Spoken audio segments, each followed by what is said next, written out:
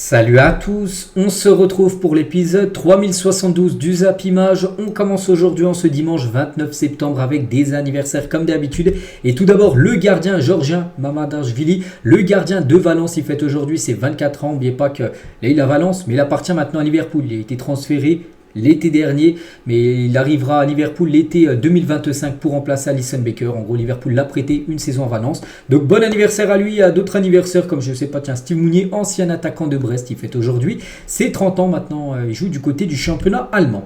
Et d'autres anniversaires, mais des anniversaires par exemple de clubs comme Hambourg, mais surtout de l'Espagne. La sélection espagnole fête aujourd'hui ses 111 ans d'existence, avec par exemple de gros trophées remportés comme la Coupe du Monde 2010 ou l'Euro 2008, 2012 et 2024 remporté il y a quelques semaines. Bref, on continue maintenant, je vous présente le programme du jour. Aujourd'hui dimanche, il y a bien évidemment beaucoup de football, de belles rencontres en Allemagne. En Angleterre par exemple, il y a Manchester United contre Tottenham cet après-midi à 17h30 du côté de la Liga. Donc il y a un beau Bilbao-Séville, mais vraiment le match du jour du côté de l'Espagne reste le derby de Madrid, l'Atlético Madrid contre le Real Madrid. N'oubliez pas que le Real a perdu 2 fois saison dernière. Et 2 fois contre l'Atlético, une fois en championnat. Et une fois, c'était en septembre, la dernière défaite du Real en championnat, c'était contre l'Atlético. Et une fois en Coupe du Roi, ça avait été en début d'année 2024, vous avez perdu en Coupe du Roi. Bref, donc voilà, ça sera peut-être une revanche pour le Real contre l'Atlético. N'oubliez pas qu'il y a Mbappé. Et bien sûr, forfait. Du côté de l'Italie, il y a aussi des belles affiches. Torino contre la Lazio, l'AS Roma contre Venise, ou par exemple Naples contre Monza ce soir à 20h45. Et en Ligue 1, Lyon ira défier l'équipe de Toulouse. Saint-Etienne se déplace à Nantes après le 8-0 pris. On se souvient, la semaine dernière, du côté Nice, encore un déplacement, donc cette fois-ci il va falloir prendre des points pour les Verts. Et ce soir le gros match c'est Strasbourg contre l'Olympique de Marseille. Et tiens, il y a un an, jour pour jour, en parlant de l'OM, et Gattuso s'engagea à l'OM après le départ de Marcelino. De base, Marcelino avait débuté saison dernière, il était resté au bout de 4-5 matchs avec Marseille, puis après il avait démissionné, en gros il était parti et c'était Gattuso qui l'avait remplacé, c'était il y a un an, jour pour jour.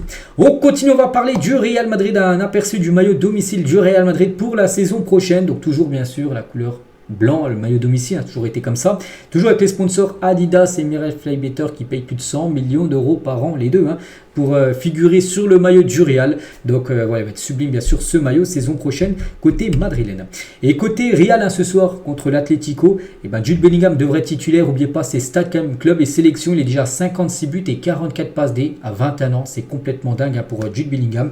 Donc il a déjà passé la barre des 100 buts et passes D à son si jeune âge. On continue, il y a toujours du côté de Madrid. Je sais pas, je suis jamais été dans le stade du Real, mais voilà, les joueurs quand ils montent les marches pour aller sur la pelouse, regardez, en gros il y a toutes les années des Ligues des Champions remportées, enfin là c'est les dernières, parce qu'il y en a eu encore plein d'autres. N'oubliez pas que le Real a gagné 14, je crois que ce sont 14 Ligues des Champions remportées. Donc la dernière bien sûr à Londres 2024, il y a eu à Paris, il y a eu à Kiev, il y a eu à Cardiff, il y a eu à Milan, il y a eu à Lisbonne, la décima, la 10e remportée. Hugo Ekitike, attaquant de l'équipe de Francfort, mais ex-joueur du PSG, l'a dit, il n'y a pas de regret par rapport au PSG. Si je suis là, c'est qu'il y a une raison. Je veux juste faire de bonnes choses avec cette équipe et l'amener là où elle le mérite. Voilà ce qu'il a pu dire. Donc il dit qu'il n'y a pas de regret par rapport au PSG, parce que s'il a dû quitter le PSG, c'est qu'en gros il n'avait pas de temps de jeu, qui n'était pas assez... son niveau n'était pas aussi haut pour jouer au Paris Saint-Germain. Il dit que il y a une raison en gros qui n'a pas pu rester en gros du côté de Paris. Il y a une photo de Zinedine Zidane avec Fabrizio Romano, vous savez ce célèbre journaliste italien très connu bien sûr, surtout par rapport à ses infos mercato. Mais ils ont pu faire une photo ensemble les deux par rapport à l'événement IFC, parce que le jeu FIFA est sorti officiellement depuis avant-hier. C'était vendredi et il y avait bien sûr du beau monde. Il y avait Zidane, il y avait aussi Hendrik ou même Jude Bellingham qui était présent pour le lancement, même Eden Hazard, j'ai pu voir aussi qui était présent pour le lancement du nouveau jeu. La nouvelle collection de Manchester United en hommage à George Best, ancien joueur bien sûr de Manchester, mais ça quand on voit la couleur bleue comme ça, on pense directement à un autre club en Angleterre, Chelsea, mais non, c'est bien Manchester United qui lance un maillot qui porteront pas cette saison, mais ce sera un maillot collector par rapport au légendaire George Best. Il y a aussi bien sûr le survêt ou même la veste portée par 3 joueurs de Manchester United. Musiala et Mikel Olise sont amis de longue date car ils évoluent au centre de formation de Chelsea plus jeune et en Angleterre n'en a eu aucun. Depuis cet été, l'Allemand a fait découvrir aux Français plusieurs restaurants et magasins de mode, parce que les deux déjà se connaissaient. C'est fou, ils étaient au centre de formation de Chelsea, mais le problème c'est qu'ils n'ont jamais joué après Chelsea. Les deux sont partis ailleurs et Chelsea doivent s'en mordre les doigts, parce que maintenant c'est 2 cracks, on le sait, les deux, donc ils se connaissent déjà très bien. Puis il a pris sous son aile, on peut dire, Musiala, il a pris sous son aile Michael Olise pour le découvrir, en gros, la ville de Munich. Hein. Et tiens, Harry Kane, sur Michael Olise, il a dit, son potentiel est extraordinaire, il a une attitude irréprochable tous les jours, hein. C'est un joueur fantastique et un super mec, hein. Voilà ce qu'il pense tout simplement Harry Kane de Olise. Et pareil les gars, pour Vincent Kompany, le coach du Bayern sur Olise, il a dit, il s'est très vite adapté en exploitant à fond ce potentiel, c'est difficile de connaître de meilleurs débuts. C'est vrai qu'il a marqué déjà beaucoup de buts dans ce début de saison, et c'est vrai que pour l'instant, Michael Olise, c'est une grande réussite, hein, du côté du Bayern, a déjà titulaire indiscutable du côté de cette équipe. On continue donc aujourd'hui le dimanche, et là vous savez qu'il y a une semaine de Coupe d'Europe, même la semaine d'avant il y a la Ligue des Champions et la France a fait le job, hein, pour l'indice UEFA. 4 victoires de nos clubs français, il y a eu un nul, Nice, et une défaite, ça a été qui? Ça a été Lille, hein, qui s'est incliné contre le Sporting. Aucun pays ne fait mieux sur cette première journée européenne avec 4 victoires. Donc la France, hein, garde les Pays-Bas à distance, 60 379 points pour la France au classement UEFA, alors que les Pays-Bas 55 733. N'oubliez pas que la saison dernière, les Pays-Bas étaient devant la France, hein. Donc il y avait je ne sais plus combien de 1000 ou 2000 points d'écart, et du coup la France est repassée maintenant à quasiment 5000 points de plus que les Pays-Bas. Voilà, donc ça a été une sacrée remontada de la Ligue 1. Al-Sadd tente de détourner la signature d'Adam Ounas du côté de l'Olympiakos, parce que cet ancien joueur de Lille doit signer normalement du côté de l'Olympiakos, mais Al-Sadd aimerait le signer, hein, ce club du côté du Qatar. L'international algérien est pourtant à Athènes, hein, mais pourrait rejoindre le club qatari, peut-être au dernier moment, si on pense que bien sûr Al-Sadd pourrait lui proposer un plus gros salaire. On verra où il va signer. Le joueur Adam Ounas. Anthony Met, donc c'est le préparateur mental de Raphaël Varane, hein, qui a pris sa retraite là, il y a quelques jours. Il a dit sur le plan mental, il était monstrueux, et c'est en partie de ce qui l'a fait percer si vite, hein. Sa parole est assez rare, mais quand il l'apprend, c'est réfléchi. Surtout, ce qui est fascinant, c'est sa capacité de travail et de remise en question. Quand il va pas, il sait où. Enfin, des fois, il a fait des mauvais matchs. Il se remet en question après ces mauvais matchs-là pour être meilleur. En gros, les rencontres suivantes. Le Bayern Munich et Jamal Musiala discutent d'une prolongation de contrat. Les premiers contacts ont été positifs. Ça, c'est plutôt une très bonne nouvelle, hein, pour le Bayern. Donc, lui, il est en fin de contrat en 2026. Donc, pour l'instant, c'est pour ça que le Bayern veut le prolonger. Parce que là, s'il ne prolonge pas, en l'été 2025, il lui restera 1 an de contrat. Et là, il y a déjà des chances qu'il parte, hein. Donc c'est pour ça qu'ils veulent le prolonger, bien évidemment. Augmenter son contrat, je sais pas, de 1, 2, 3 saisons de plus du côté du club allemand. Concernant l'Olympique de Marseille, surveille la situation du Mudryk. Parce que Mudryk, je ne sais pas si vous avez suivi, donc recrue les gars de Chelsea, hein, 100 millions d'euros. Chelsea a déboursé. Le problème, c'est qu'il joue très peu. Il y a tellement de concurrence à Chelsea, c'est qu'il faut faire des choix. Et du coup, il est souvent sur le banc. Et Marseille, les gars, surveille sa situation. Et surtout, on rappelle que De Zerbi, l'entraîneur de l'OM, hein, l'a eu en tant que joueur au Shakhtar à l'époque. Voilà. Et surtout, Mudryk a envie de partir, hein. Lui, il a envie de partir parce que lui, il avait du temps de jeu. C'est pour ça qu'il pourra avoir un transfert en janvier. Pourquoi pas un prêt à Marseille en janvier? Ce serait incroyable. On va parler de James Rodriguez, joueur du Rayo, mais voilà, c'est un très grand joueur, par exemple, du Real ou même de Monaco. Aujourd'hui, tout le monde joue en 4-4-2 ou 4-3-3. Tous les gamins veulent devenir un numéro 10, mais cette position n'existe plus vraiment. Aucun coach ne joue désormais avec des meneurs de jeu.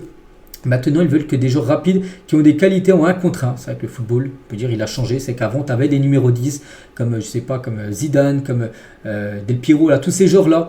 Et maintenant, c'est vrai que c'est plutôt des joueurs maintenant qui sont mis en avant, c'est des joueurs rapides. Voilà, surtout ça, des joueurs qui provoquent, voilà, qui provoquent par exemple comme Vini Junior, voilà, en faisant pas mal de dribbles, tout ça. C'est que ça a changé. Voilà, c'est comme ça. Et il a totalement raison, James Rodriguez.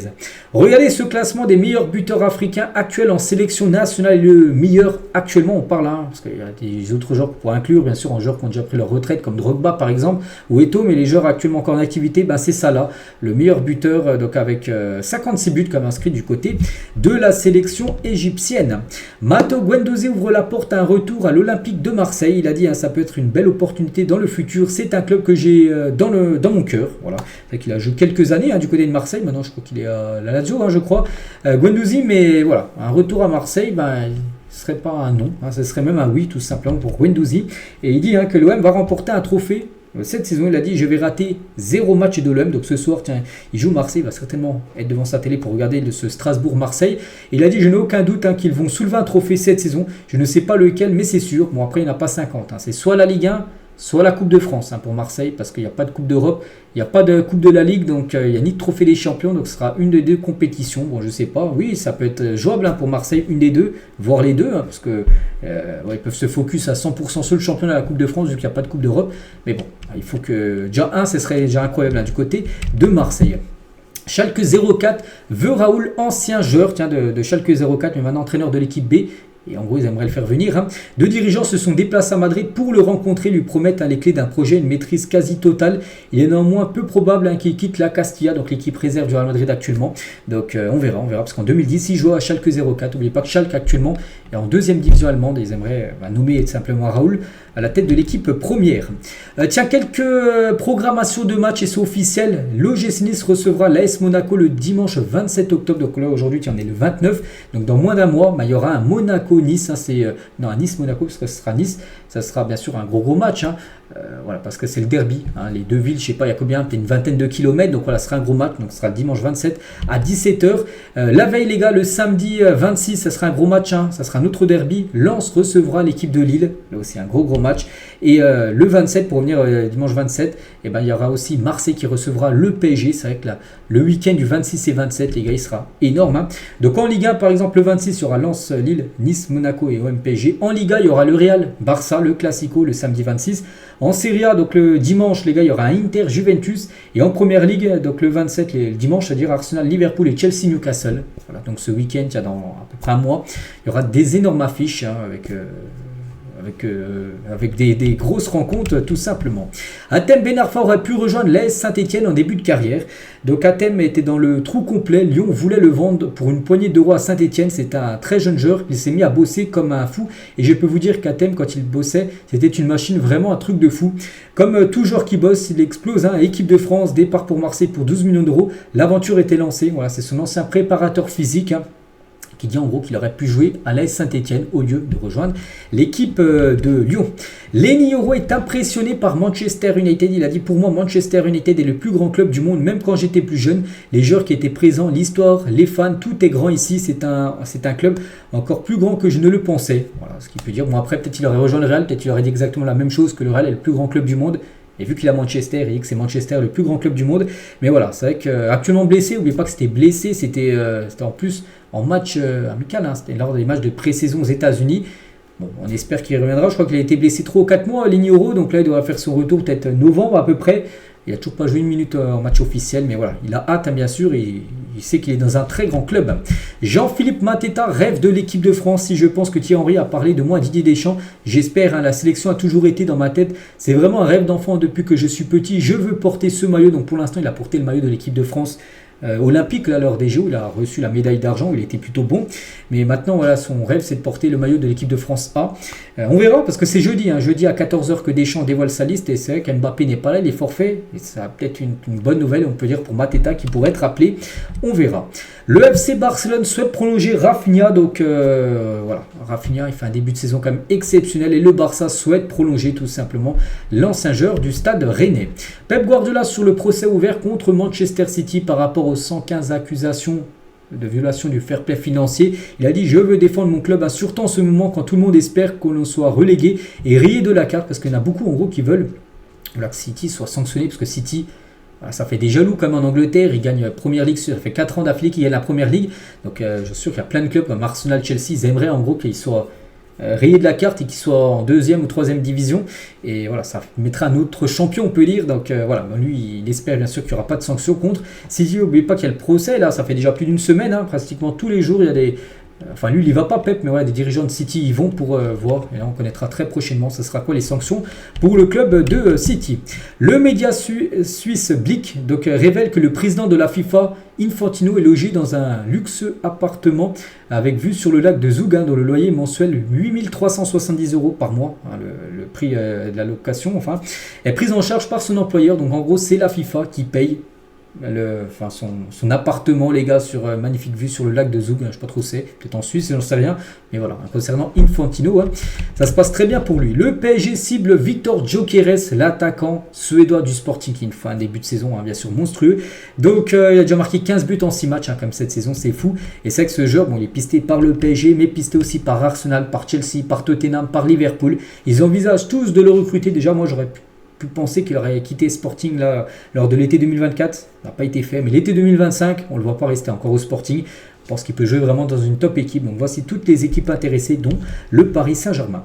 On va parler de ce joueur, il s'agit de Ole Saeter, après avoir reçu une offre onéreuse, hein, du Maccabi Haïfa, c'est une équipe Du côté du championnat d'Israël, il a dit je ne veux pas que l'argent sur mon compte bancaire soit taché du sang des enfants, même 500 millions d'euros, j'aurais refusé. Parce qu'il aurait pu toucher beaucoup plus d'argent que dans le club où il joue actuellement, je ne sais pas trop où il joue, mais il a refusé par rapport à ça. Alexis Bossetti, joueur et ultra, donc allume Lucas Hernandez et Rabiot pour leur trahison, parce qu'Hernandez de base il est né à Marseille, il a porté à l'époque son amour pour Marseille, puis il a rejoint le PSG. Puis Rabiot, lui a été formé au PSG, puis maintenant il joue à Marseille. En gros, il dit que c'est trahison. Il dit Rabiot, ça me dégoûte. Un joueur a toujours le choix de signer. Il peut refuser. C'est honteux. C'est tout ce que je déteste. Voilà ce qu'il a pu dire Bossetti. Ancien joueur, par exemple, de l'OGC Nice.